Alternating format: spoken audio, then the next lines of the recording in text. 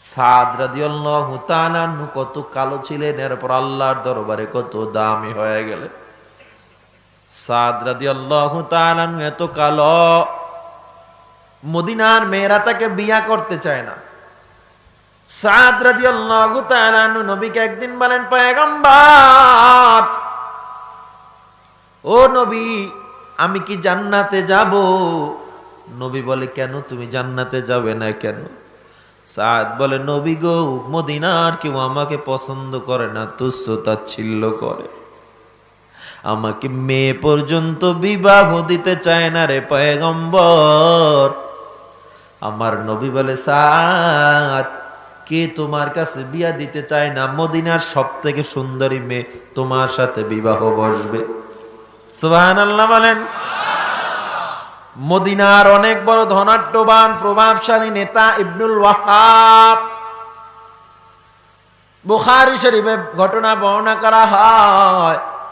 ইবনুল ওয়াহাব মদিনার বড় নেতা, তার মেয়ে এত অপরূপ সুন্দরী, মদিনার কোন ছোট্ট বাচ্চাও যদি শুনতো ইবনুল ওয়াহাবের মেয়ে, বলতো এক নামে সে অনেক রূপবতী। কিন্তু সাদের মতো যাকে গরিব পর্যন্ত কেউ মেয়ে দিতে চায় না, সেখানে ইবনুল ওয়াহাবের মেয়ে তো প্রশ্নই ওঠে না। ইবনুল ওয়াহাব নবীর আদেশ পেয়ে, সাদ রাদিয়াল্লাহু তাআলা নবীর আদেশ পেয়ে ইবনুল ওয়াহাবের বাড়ি চলে গেল। গিয়া বলল, হে ইবনুল ওয়াহাব, পয়গম্বর আপনার মেয়েকে বিবাহের জন্য আমার সাথে প্রস্তাব পাঠাইছেন। ইবনুল ওয়াহাব বলেন, অসম্ভব, আকাশ কুসুম কল্পনা ছেড়ে বাড়ি চলে যাও, এটা হতেই পারে না, হাস্যকর বিষয়। বারান্দা দিয়ে তৎক্ষণে তার মেয়ে শুনে ফেলল। মেয়ে ডাক দিয়ে কয়, বাবা, আপনি আজকে কার প্রস্তাব প্রত্যাখ্যান করলেন আপনি কি জানেন? ইবনুল ওয়াহাব বলে, সাদের প্রস্তাব। মেয়ে বলে, না না, এটা তো সাদের প্রস্তাব নয়, রহমাতুল লিল আলামিনের প্রস্তাব। এত বড় দুঃসাহস কেমনে তুমি দেখাও, আমি দেখাই? আমার নবী যেখানে প্রস্তাব পাঠাইছে, সাদ কালো না ফর্সা দেখার প্রয়োজন নাই। ও সাদ, তুমি নবীকে জানায় দাও আমি তোমার সাথে বিবাহ হইতে রাজি আছি। রাদিয়াল্লাহু তাআলার মতো খুশি এই জামানার কেউ নাই, যার সাথে কোনো মেয়ে বিবাহ বসতে চায় না। বয়স হয়ে গেছে, কিন্তু আজকে মদিনার অপরূপ সুন্দরী তার বিবাহে রাজি হয়ে গেছে। নবীজি বলেন, সাদ, তোমার বিবাহ সাধারণ ভাবে হবে না, আমি নবী তোমাকে অনেক বড় আয়োজন করে বিবাহ দিব। তোমার মোহরানা হবে 400 দিনার। সুবহানাল্লাহ। সাদ বলে, পয়গম্বর, 400 দিনার আমার বাপ দাদা কেউ দেখে নাই, আমিও দেখি নাই। আমার নবী বলেন, আবু বকরের থেকে 200 দিনার নাও, আর নুমানের থেকে 200 দিনার নাও। আল্লাহু আকবার। 200 করে 400 দিনারে নবীজির খুতবায় সাদের সাথে ইবনুল ওয়াহাবের মেয়ের বিবাহ সম্পন্ন হয়ে গেল। নতুন বিবির কাছে যাবে সাদ। বিবাহের পূর্বে নতুন বিবির জন্য কিছু কেনাকাটা করার জন্য দিনার নিয়ে সাদ বাজারে চলে গেল। বাজারে গিয়ে কেনাকাটা করবে, এমন সময় শুনে আমার নবী উহুদের ময়দানে যায়। সাদের অন্তরে একটা ধাক্কা লেগে গেল, বাজার সদায় নিয়ে দাঁড়ায় গেল। আমার নবী উহুদে যাবে আর আমি সাদ কিভাবে বিবাহে যাব? এটা হতে পারে না। সাদ মালামাল গুলো ফেরত দিয়া দেয় আর আল্লাহর দিকে তাকা, বলে, রে আল্লাহ,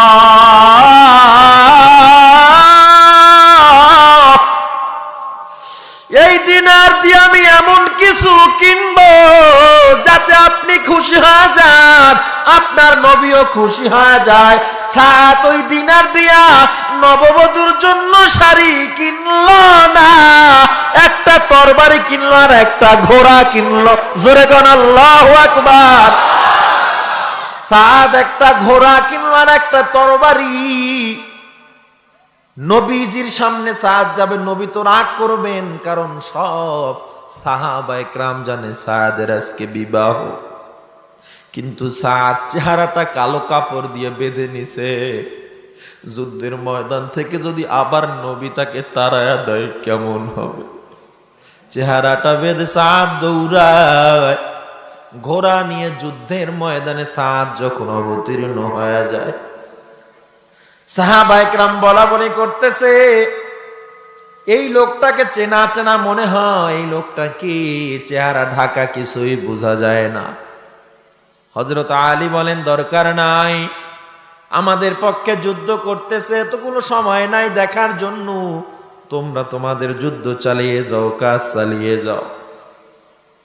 যুদ্ধ করতে করতে এক পর্যায়ে শত্রুপক্ষের একটা তীর সাদের ঘোড়ার ভিতরে এসে পড়ল। সাদ যখন পড়ে গেল, গড়াগড়ি খেতে খেতে খেতে খেতে এক মাথায় চলে যায়। বেঈমানরা তীর মারা শুরু করলো, সাদের তীর বুক থেকে ঢুকে পিঠের থেকে বের হয়ে যায়। ওদিকে নববধূ অপেক্ষায়, আজকে সাদ আসবে, নবীর প্রস্তাবে সাদের সাথে বিবাহ হয়েছে, কত আনন্দ। সাদের রক্ত পড়তেছে, চেহারার কাপড়টা গড়াগড়ি করতে করতে খুলে গেল। আমার নবী দূর থেকে চিনে ফেললেন, এটা তো সাদ। আমার নবী দ্বারা ডাক দিল, সাদ এদিকে আয়, এদিকে আয়। সাদ উঠে দাঁড়াতে পারে না, আবার পড়ে যায়।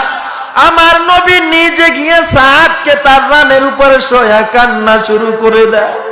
আমার নবীর চোখের পানি পড়তে পড়তে সাদের চেহারা ভিজে যায়। আমার নবী ডাক জাগা, সাদ, আল্লাহর কসম, তোমার জান্নাতে ছাড়া কোনো জায়গা নাই। সাদ দুনিয়া থেকে বিদায় হচ্ছে। আমার নবী হঠাৎ কান্না অবস্থায় হাসি শুরু করে দিল। হাসতে হাসতে আবার নবী চেহারা ঘুরায় নিল। আবু লুবাবা নামে এক সাহাবী প্রশ্ন করেন, পয়গম্বর, আমি তো আপনাকে এরকম কখনো করতে দেখি নাই, এতক্ষণ আপনি কান্না করলেন, আবার হাসলেন, আবার কেন চেহারা ঘুরায় নিলেন? আমার নবী বলে, ও আবু লুবাবা, শুনিয়া লও, এই সাদের রুহুটা এতক্ষণে জান্নাতুল হাউদ পর্যন্ত পৌঁছে গেছে, এজন্য আমি হাসতেছি। বলে হাউদ কি? বলে যার ভিতরে ঝর্ণা নহর প্রবাহিত হয়। এই ঝর্ণা নহরের পানিটা কত মধু, বলে দুধের চেয়েও সাদা, মধুর চেয়েও মিষ্টি যেই পানিটা। জোরে কোন সুবহানাল্লাহ। সাদের রুহটা সেখানে পৌঁছে গেছে। শুধু তাই নয়, ওই পানিটা এত মজা, এত মজা। ইমাম বুখারী বর্ণনা করেন, একটা পানিতে আল্লাহ 70 রকমের মজা রেখেছে। ওই শরবতের মধ্যে আল্লাহ এমন মজা রেখেছে, যেই বান্দা একবার মুখে লাগবে, ওই বান্দার মুখ থেকে 70 বছরে ঘ্রাণ যাবে না, 70 বছরের পিপাসাও লাগবে না। আল্লাহু আকবার বলেন। আল্লাহ, হে নবীর উম্মতের দল। আবুল বাবা বলে, এরপরে কেন আপনি হাসলেন? আমার নবী বলে, এরপরে আমি হাসলাম এজন্য, জান্নাতের রুটা হাউদে পৌঁছে গেছে। এরপর আপনি চেহারা কেন ফিরিয়ে নিলেন? বলে, চেহারা ফিরিয়ে নিছে এই জন্য, কারণ সাদ দুনিয়ায় অপরূপ সুন্দরী ছেড়ে দিয়েছে।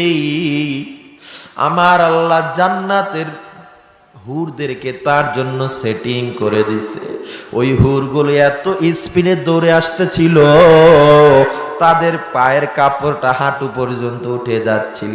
আমি নবী লজ্জায় বারবার মাথাটা ঘুরাইয়া নিচ্ছিলাম। জোরে কান আল্লাহু আকবার। এ সাহাবায়ে কেরাম, তোমরা বলো, ইবনুল ওয়াহাবের মেয়েকে জানায়া দাও, এই ঘোড়াটা তরবারি নিয়ে যাও, আর জানায়া দাও তার স্বামী সাদের সম্পদ। আর আল্লাহ তাআলা এই ইবনুল ওয়াহাবের মেয়েকে জানায়া দাও, আল্লাহ তাআলা সাদের জন্য দুনিয়ার 1000 কোটি গুণ এর থেকে বেশি সুন্দরী স্ত্রী জান্নাতে দান করেছে। আল্লাহ আল্লাহ। क्या मुबारक नाम है अल्लाह अल्लाह आशिकों का काम है अल्लाह अल्लाह ऐसे शीरीन इस्तो नाम शीरे शाकर मिकुनद जानम तमाम। এজন্য আমার আল্লাহ বলেন ওয়ালানাবলুওয়ান্নাকুম বিশাইইম মিনাল খাউফি ওয়াল জু'i ওয়া নাকসিম মিনাল আমওয়াল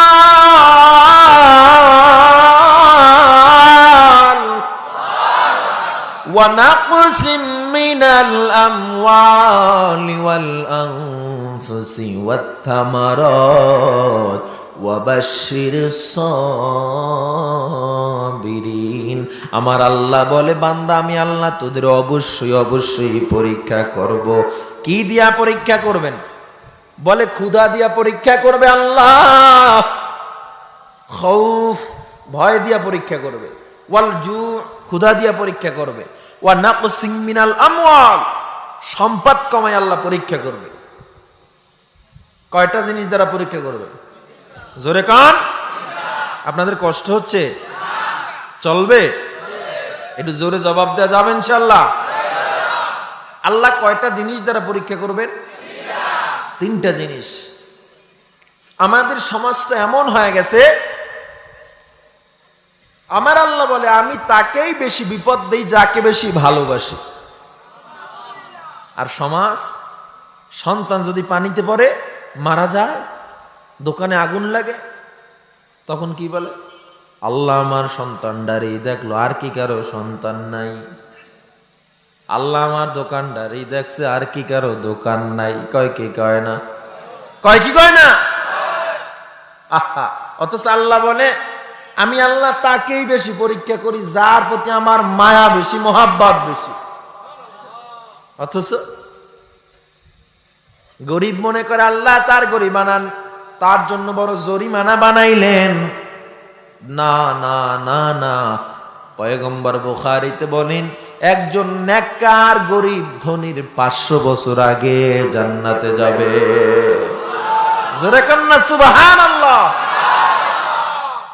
নেককার একজন গরিব ধনীর কত বছর আগে জান্নাতে যাবে? 500 বছর আগে।